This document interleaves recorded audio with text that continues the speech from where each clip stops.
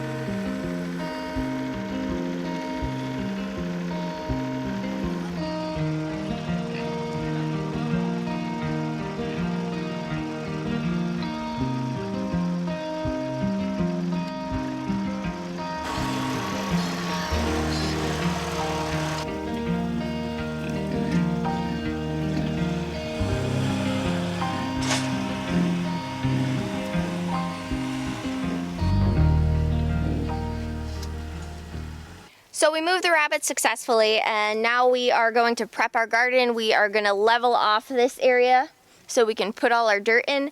We're going to run the string line from that post to the one over there.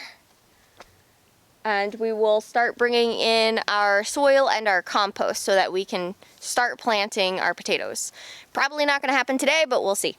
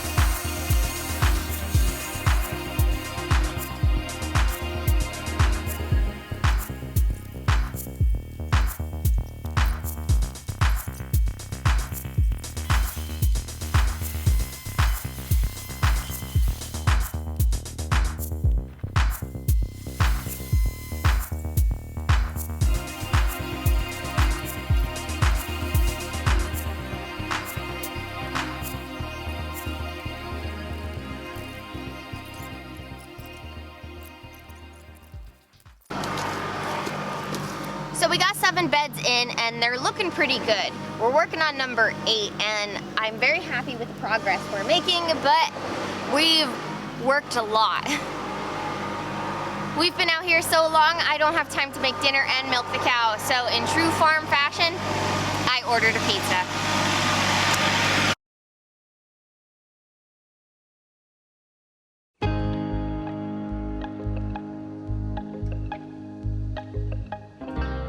Self-sustainability. It's very important to us.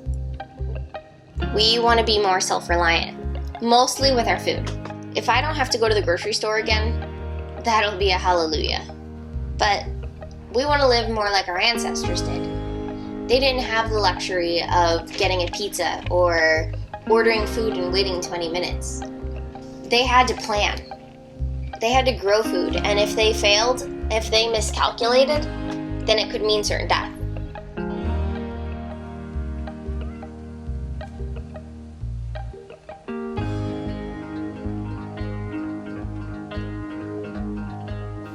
So we just finished laying out our rows of our new garden bed, and we are doing an experiment for planting potatoes.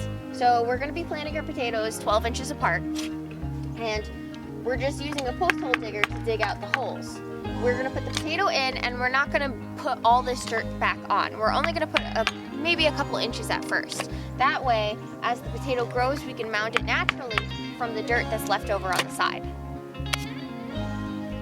So I was reading Eating on the Wild Side by Joe Robinson, and they made an interesting fact that modern day people now eat twice as many potatoes as we did in the 1960s. That's since the invention of fried food and the French fry. In the book, it stated that each person eats 30 pounds of fried potatoes a year. And I was just like, oh, well, that can't be healthy. So if you haven't read the book before and you want to learn about the nutrients and the flavors that have been lost, you should definitely check it out. Like I said, Eating on the Wild Side by Joe Robinson. So we got almost all of our potatoes from Wood Prairie Family Farm in Maine. They have organic potatoes, but we will also be planting some of last year's potatoes that have chitted. These potatoes have been chitted already. Chitted is just mean that they're older and already starting to grow. And the reason that they're long like that is because they were chitting in a dark place, so they're actually reaching for light. Whereas these guys chitted where there was light, so they are only going to be small.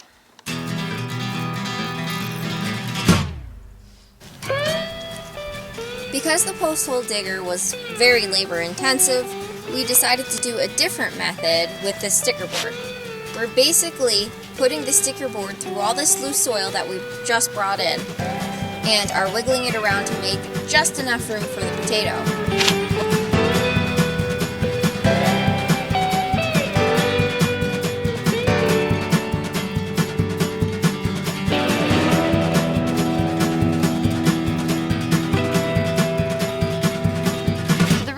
Gardening in this manner is that our property is set on ledge, meaning there's not very much dirt around this area, maybe 2 feet at most. So we brought in some well-rotted horse manure as our new beds, and our goal here is to try to grow a year's worth of potatoes. We've planted a whole bunch of different varieties of potatoes, some all blue, some Lehigh Golds, we've got Adirondack Reds. We're not quite sure which we're going to enjoy better and which are going to keep. Hopefully we'll have enough potatoes that we can grow next year and have seed potatoes so that we don't have to buy more for the following year. Our compost beds are going to keep breaking down. They're going to settle and they're going to shrink. This is a type of method of no-till. We're just going to keep bringing more compost in and putting it on top. Compost for us is easily attained. We have tons of animals and there are horse boarding facilities all around our area that need to get rid of their stuff. So we take that as one of our resources and utilize it all. The downside is we just planted a lot of potatoes and not much else. Nothing else. So I will be using our kitchen garden for more tender vegetables. And if you've watched our last video in the greenhouse, we use that area for tender vegetables too. This year we're going to try an experiment of doing tomatoes and peppers, things that handle that high heat. Hopefully all this experimenting doesn't cause ruin and we won't have to buy our food. But if worse comes to worse, that's what we'll have to do.